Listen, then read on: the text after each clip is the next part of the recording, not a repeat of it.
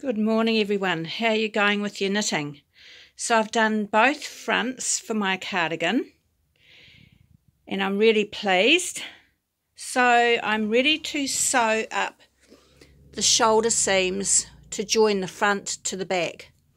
Now instead of me making another video, I have followed a lady that made a beautiful video explaining extremely well how to sew them up.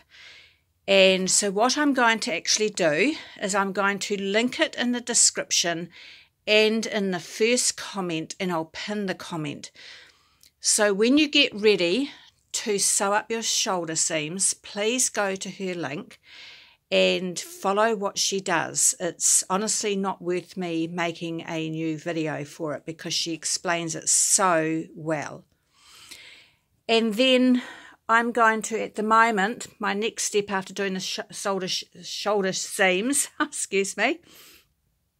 shoulder seams, I'll be doing my button bands, and you can make them as wide or as narrow as you like. I do have a tutorial already in the playlist, my tutorials of how to do the buttonholes, but I will be showing you how I sew the button band onto the cardigan, stretching it ever so slightly so there's no sag.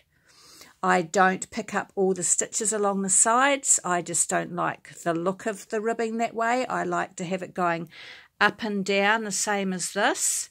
So it's going to go up here, and as I work along on the button band, I actually sew it in so I can see actually how much I do.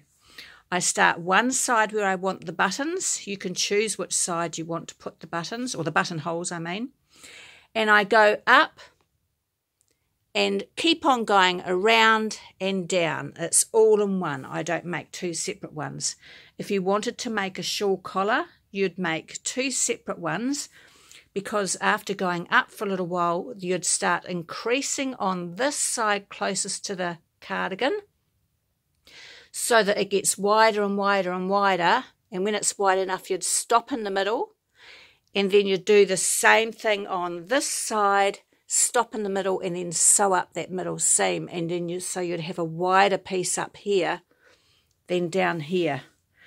So that would make your shawl collar.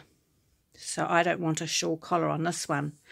And I'll be coming back and I can show you what I do with these. All I do is pick up these stitches again, and using the same size needles as the ribbing that I used on the cardigan, I just do 5 or 6 rows or 7 rows of ribbing, as many as you like the look of, and then I just tack it down gently on each side, and underneath you just gently tack down the cardigan.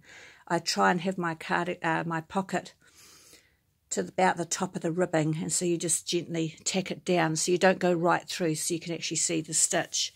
And so those are little jobs that I'll be doing today, hopefully. Having a day inside.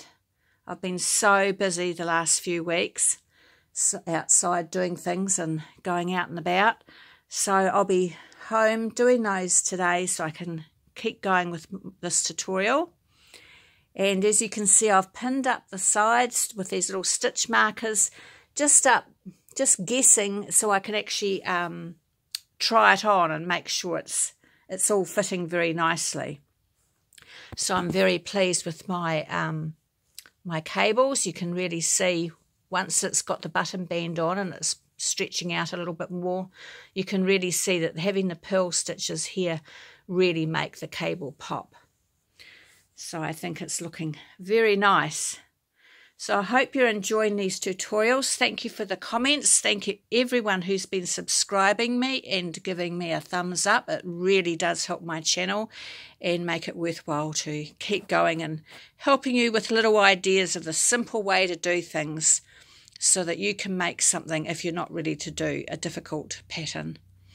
All right, I'll catch up with you later. Bye.